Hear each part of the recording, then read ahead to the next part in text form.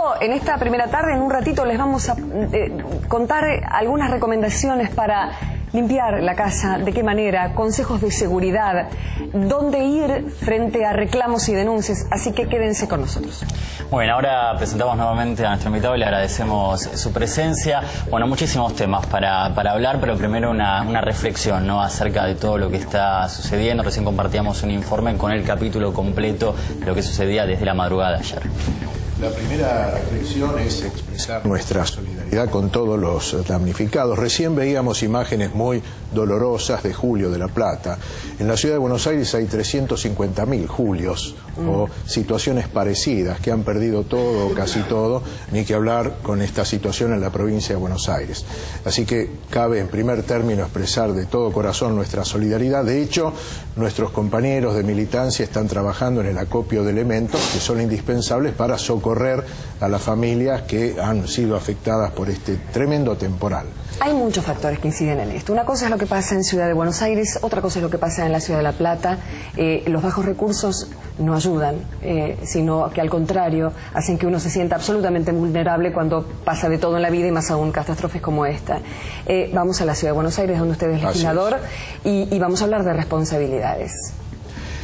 Nosotros tenemos que tener en cuenta que no se puede tapar el cielo con las manos, pero sí se pueden destapar los sumideros. Y en este sentido creo que no se tomaron las medidas indispensables en tiempo de caída de hojas de los árboles, porque estamos atravesando el otoño, para permitir que el agua fluya, además, por supuesto, de las inversiones que están pendientes para terminar con el entubamiento del arroyo Vega y del arroyo Medrano, así como se hizo prácticamente en su totalidad el arroyo Maldonado. En aquellos lugares donde se han podido hacer obras, indudablemente el impacto del temporal fue menor. Entonces acá hay un tema de decisión política, porque si hubo decisión política para hacer ciclovías o para ampliar el circuito de los metrobuses en la ciudad de Buenos Aires, o el turismo de carretera que terminó días atrás, indudablemente faltó la decisión política, no de ahora, de anteayer o de la semana pasada, de los últimos 5 años del gobierno de Mauricio Macri en la ciudad, para hacer las obras indispensables que definen una política pública de gobierno. Porque termino diciendo esto: gobernar es resolver los problemas de la gente, y la situación que se ha generado a partir de este temporal, que tiene dimensiones catastróficas, de eso no caben dudas, pero que se pueden amortiguar en la medida en que se tomen las medidas previas, por supuesto, de prevención. Sí, unas preguntas aclaratorias, en realidad, en relación a lo que se viene conversando en estas 24 horas. Primera pregunta: ¿es necesario el aval de Nación para obtener financiamiento? Y en tal caso, ¿es necesario este financiamiento para hacer la obra? ¿Es condición indispensable o la obra del arroyo Vega se puede hacer con recursos propios si hay la decisión política de hacerla? El gobierno de la ciudad ha tomado la decisión de endeudar a la ciudad en 1.700 millones de dólares, y la obra del arroyo Vega, según conocemos, anda en el orden de los 330, 350 millones de dólares. De manera tal... Hay una sesión para eso. Recordemos que la gente no dice no, alegremente no, me voy a endeudar. No, hay una sesión, hay las discusiones en los bloques, y se toma la decisión de endeudar la ciudad. Pero aclaremos que los bloques que integramos el arco opositor no avalamos el endeudamiento de la ciudad. Una ciudad que tiene un presupuesto de 40.000 millones de pesos para todo el año. Para no irnos del arroyo Vega, que es lo que está en discusión, porque ayer el jefe de gobierno lo que dijo es: yo no puedo hacer la obra porque la Nación no me da los avales. La pregunta que yo le hago es: ¿se podría hacer la obra sin este financiamiento de Brasil, como es lo que está previsto? Es decir, ¿se podrían destinar recursos propios a esta obra sin necesidad de esperar ese dinero, o obligatoriamente la ciudad necesita de ese dinero para poder encarar esta obra? Por los volúmenes, estamos hablando de 120 millones de financiamiento sobre una obra de 300 millones, ¿no? La ciudad tiene recursos para financiar esa y otras obras. Por eso insisto en que lo que no hay es decisión política, porque en la legislatura se han discutido aumentos de partidas presupuestarias dentro de un presupuesto global de 40.000 millones de pesos. Nosotros no compartimos el criterio del endeudamiento, sobre todo endeudamiento para gastos corrientes, e incluso para gastos de otra envergadura que significan inversiones de largo plazo. La ciudad cuenta con recursos. Si uno mira la ejecución de las partidas presupuestarias, advierte que en muchos rubros hay subejecución ese es el otro de los punto, recursos. Karim. Que es una subejecución. Claro. Que no se aplica a lo largo del año lo que aprobó la legislatura para rubros tales como infraestructura edilicia, escolar y cuestiones que hacen al interés común, como es todo el tema de los sumideros y la canalización de las aguas. Pero ahora, con el Maldonado, 4 gobiernos llevó esta decisión de finalmente entubar y que hoy por hoy la cosa haya cambiado drásticamente, ya que en Palermo y en la zona de lo que es Maldonado prácticamente no hubo inundación. Sí, la esquina de Santa Fe y Juan B. Justo. Olivera, Santa Fe y Juan B. Justo. Olivera, Tellerman, Ibarra, y bueno, finalmente Macri lo puede llegar a hacer. ¿Qué esperanza tenemos para que no suceda lo mismo? Bueno, obviamente después de esta catástrofe imaginamos que no, pero aclaremos, Karin, que el Maldonado prácticamente estaba listo para terminar durante el gobierno de Aníbal Ibarra. Lo que hizo Mauricio Macri fue prácticamente inaugurarlo porque estaba todo encaminado y resuelto. Entonces eso no podemos dejar de tenerlo en cuenta. ¿Cuándo se empezarían las obras ahora en una situación como esta tan dramática de cambiar las cosas y que no suceda lo mismo con el Vega que lo que pasó con el Maldonado, claro, que llevó tanto tiempo? Eso depende de la decisión política de Macri, porque recordemos que el jefe de gobierno tiene el hábito de echarle la culpa a los anteriores. Todos o al tienen gobierno la costumbre esa, ¿eh? Claro, pero Mauricio hace 5 nadie, años que gobierna la ciudad de Buenos Aires y evidentemente hay cuestiones que él prometió durante la campaña, como los 10 kilómetros de subte por año, ni siquiera hizo 1 kilómetro, de manera tal que esto comprueba que el gobierno de la ciudad no privilegia políticas públicas para atender necesidades colectivas de la ciudadanía porteña. Y el recurso que utilizan es habitualmente echarle la culpa al gobierno nacional. El gobierno nacional ha hecho inversiones aquí, allá, indudablemente. Podría haber más diálogo, eso siempre todos lo decimos y estamos cansados de pedirlo, pero bueno. ¿Cómo, perdón? En algún momento que podría haber más diálogo, digo. Bueno, ese es un problema que indudablemente suele ser motivo de discusión en el ámbito de la legislatura, ya que hablábamos anteriormente.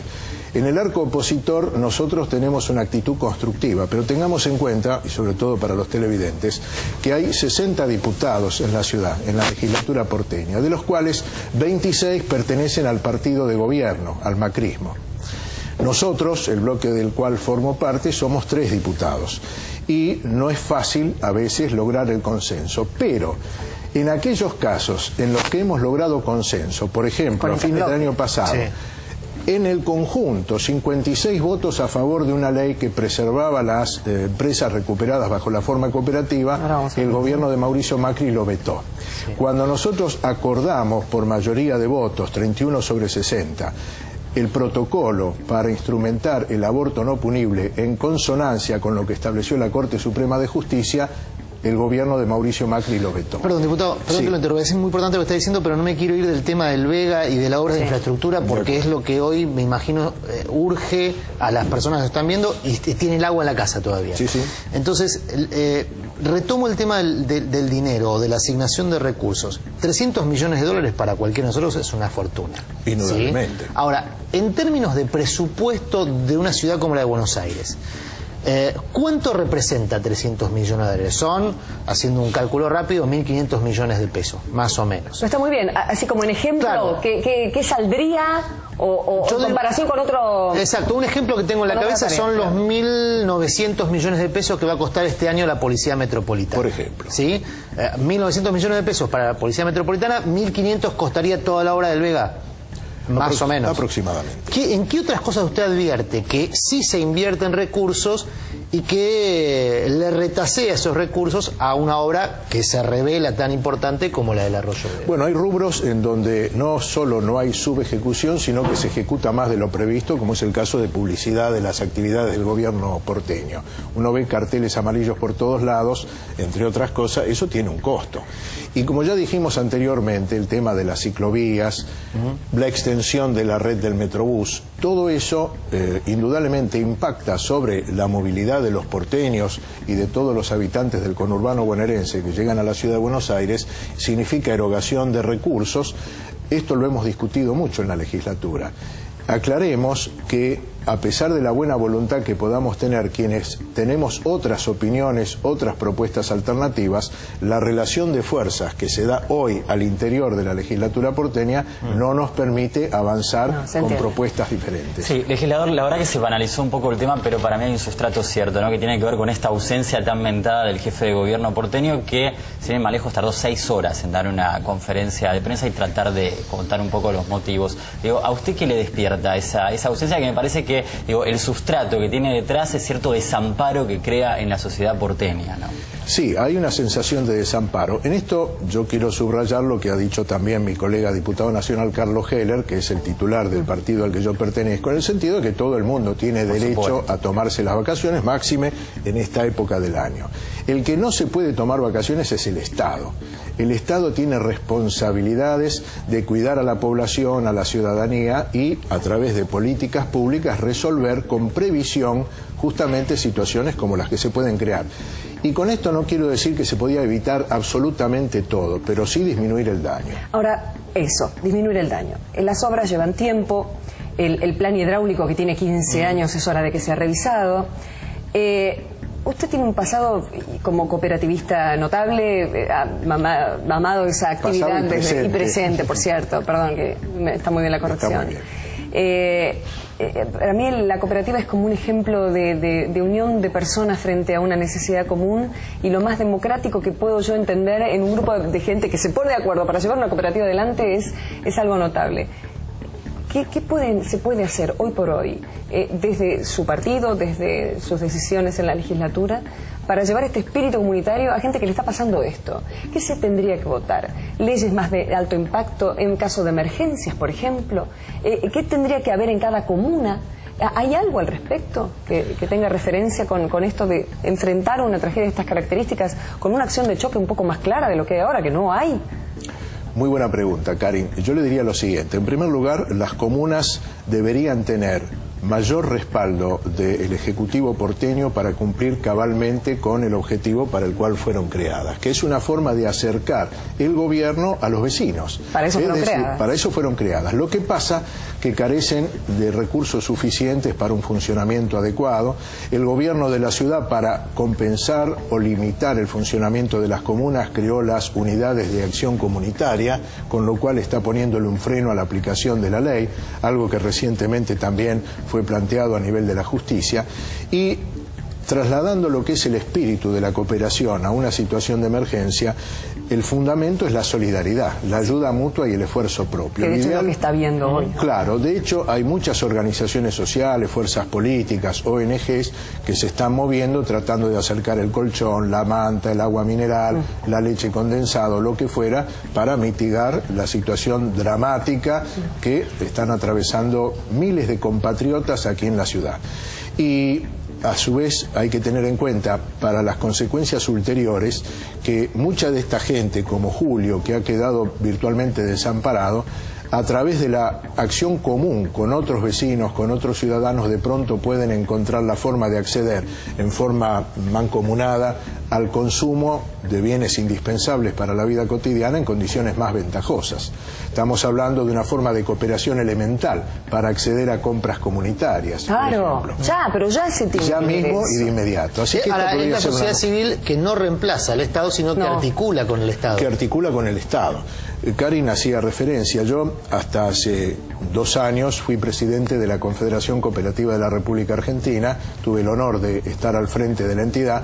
Es una organización que nuclea a todo el cooperativismo urbano de la Argentina y que en el mundo hablamos de cerca de 1.000 millones de personas, sobre 7.000 millones que de un modo u otro están vinculados al quehacer cooperativo. Y nosotros hemos hablado justamente de la articulación virtuosa del cooperativismo con el Estado. Y cuando digo virtuosa me refiero a mantener la autonomía y la independencia, pero brindar el aporte de la economía solidaria a las políticas públicas de Estado que apuntan a la inclusión social y a lo que dicen hoy en día los hermanos bolivianos o ecuatorianos, el buen vivir, es decir, acceder al buen vivir. Los argentinos tenemos entre nosotros el concepto de que somos muy solidarios, sobre todo en situaciones trágicas, ¿no? Usted que trabaja con esa materia prima que es la solidaridad, efectivamente somos muy solidarios como nos creemos que somos, y en tal caso, ¿cómo se puede canalizar este espíritu solidario para que no se transforme, como ha ocurrido en el pasado, en una acción que ponga en contradicción al ejercicio de la política, es decir, que no se vuelva un ejercicio antipolítico? Yo creo que los argentinos somos tan solidarios, o a veces menos solidarios, que cualquier otro pueblo frente a las contingencias, a circunstancias dramáticas. Acá han habido ejemplos a lo largo de la historia. Un ejemplo remoto fue el terremoto de San Juan, claro, donde rápidamente hubo una actitud generosa de aportar elementos y demás. Y en otras circunstancias también. De lo que hay que tratar es de canalizar ese esfuerzo para que no se malogre, para que no sea utilizado con fines espurios.